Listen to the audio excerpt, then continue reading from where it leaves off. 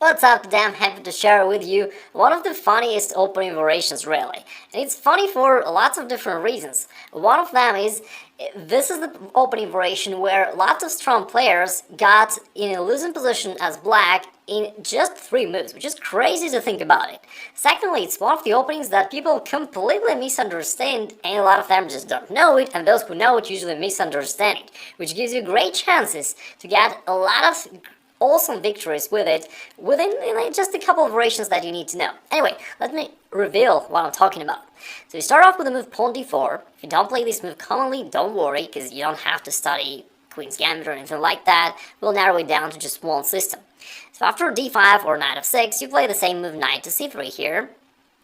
This potentially prepares to go e4 and grab the center, so black responds with knight f6, and here comes the move bishop f4, which marks the beginning of the so-called Jabava London system. And somehow, within the last couple of years, after the Jordan Grandmaster Bahadur Jabava popularized this system on high level, people started considering this to be something highly creative, highly unknown, and out of this world opening, which I could never understand honestly. If you look at this current position, it is actually a mirrored Italian game, isn't it, right? We mirror it. And all the white's moves so far are just so common. These are the most standard moves ever, right? Play knight c3, bishop f4, so I could never really comprehend why people consider this something groundbreaking. Anyway, for some reason, people have no idea how to play here and often get in trouble.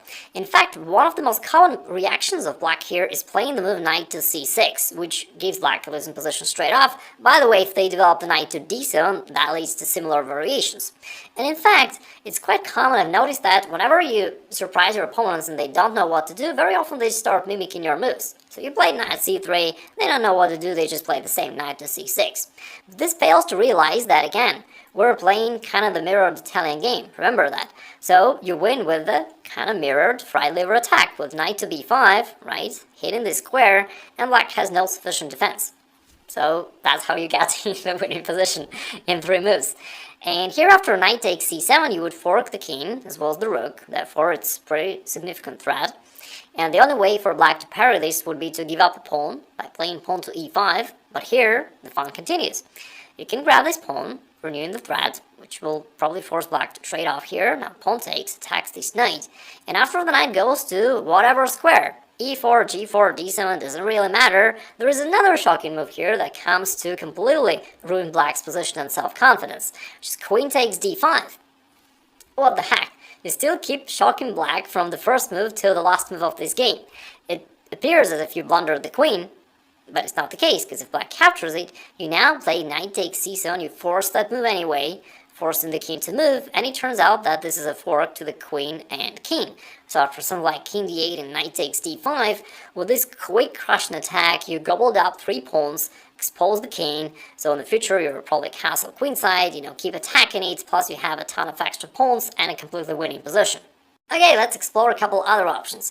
If black chooses to play knight f6 in the first move, that doesn't change anything for you. You still play all the same moves. Knight c3, you're still threatening to play e4 and grab the center, which will force black to play d5, and that transitions into the very same variation, bishop to f4. Now, we already know that, black's got to be careful about this threat, and therefore knight to c6 loses the game on the spot, basically. It's the most common for black to play pawn to e6 here.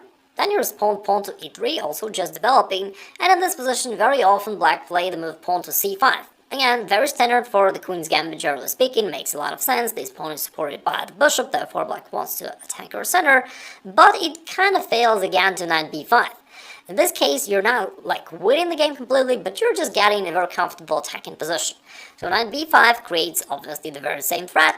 Black can parry it with the move knight to a6, but here after pawn to c3, you get kind of something similar to the London system. Remember, it's called the Jabava London system, referring to the similarities with the London system. But here, in contrast to the usual London system, you've got this strong knight on b5, which controls these 2 squares, not allowing black to move freely. Also, this knight on a6 is a classical example of the knight on the ring, which is dim. As you can see, it has nowhere to go, really. All these squares are under the control of white, so the knight is a really sad piece. Moreover, on top of that, black usually feels annoyed with this situation. They try to do something, which makes things worse for them. They play bishop d7, kind of putting pressure to this knight, which is not really the case as the knight is already defended, but nevertheless you may overprotect it with the move pawn a4 just so that you never blunder it, and you feel absolutely safe about this knight. And after that, black once again feels kind of uncomfortable. They often take here on b5 anyway. Then you recapture with the bishop with a tempo hitting the king. Now they move their knight back, and here you play knight to f3. And this potentially creates the threat of knight to e5, taking advantage of this pin. Again, they're annoyed by your pieces, and the most common move for black here is the move knight to c7, which makes it completely loosened this time. Knight c7 is just a blunder. The thing is, although it attacks your bishop, but you can easily eliminate this knight, and after that you execute your threat knight to e5, and black is simply losing this knight, and after that you're gonna attack his king as well, which completely destroys black's position. Now, why did I say that knight c7 was the wrong move for black? Remember, black had that knight on a6 in the past, so he could move it back to b8 and at least defend that knight in such an awkward manner, but at least to save the piece. But now without that knight on a6, that's not an option and black is just losing. Is there any way out for black? Well, there must be. So let's analyze the situation where black plays the move pawn to a6 in order to stop you from jumping with this knight to b5, which caused so much troubles for black in previous variations. And after that, let's say you play this third move, pawn to e3, pawn to e6, and here, I mean, there are some nuances about this position, and if you're playing against a title player, maybe you may wish to play e3 to prevent this thing and to follow a particular order of moves, but I don't want to get into these nitty-gritty details of this variation, because really, in 99% of the cases, you don't have to worry about that at all, unless you're playing against a title player who's really, well-versed into this opening system. That'll usually not be the case. So just keep it simple, and then play simple moves knight f3. Now here, what can black play? If they go bishop d6. Now the cool thing about this is that you don't have to react at all. Your bishop is already defended, so you can just ignore it and develop. And if black ever trades there, I mean, fine, right? In that variation, I mean, your knight will have this great outpost square on e5. Life's good, so you don't have to worry about that. So bishop d6 is not really a big problem. If they go c5, that's what we're going to talk about. If they go bishop e7 first and then play c5, this will in fact lead to the same variations, just with a loss of a tempo, because after pawn takes, they'll bring their bishop to c5 in 2 moves instead of in 1. So that will be an inferior version of what we're going to talk about. So let's say they play pawn to c5 straight away, which is a good move for black. Now, there is a little problem for white here. Normally, you'd wish to develop your bishop to d3, but here it doesn't feel good because black can play c4 and push your bishop back. So you have to kind of take here on c5 first to eliminate this, and after a bishop takes, then you play bishop to d3, and here we get a more normal position of the Jubava-London system, where both players play sound moves. Now both sides are developing, and here there is a key move, which is worth knowing, because that's the primary idea of your middle game plan here, is to break through in the center of the board with the move pawn to e4. Now your minor pieces are supporting this advancement, and this allows you to challenge black's center to put pressure on black, so now black has to worry whether you want to push e5 and attack this knight, or whether you want to take here and create an isolated pawn for black. So all in all, black already feels uncomfortable here. And there are a couple of variations which are really fun.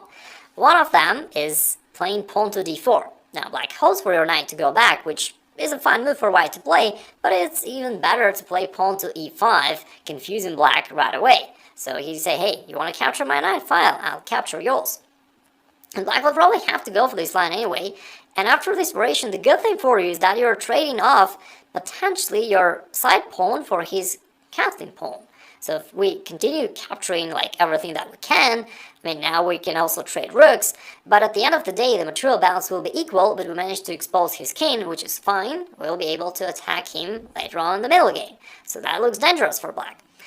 In most cases, however, black does not go for this. They think that it's much better to capture this pawn, keeping his castling intact, which is all good, besides one little thing. After bishop g5, it is resignable for black, because their queen suddenly is trapped there on f6. It's a very cool thing, cool tactics to remember, because lots of strong players even will fall for this trap.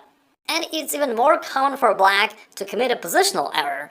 Following our favorite rule to take his mistake, they play pawn takes e4, which makes your life easier indeed. Now your knight gets centralized, attacks the bishop. So now they keep trading, which also brings your bishop to an active square now.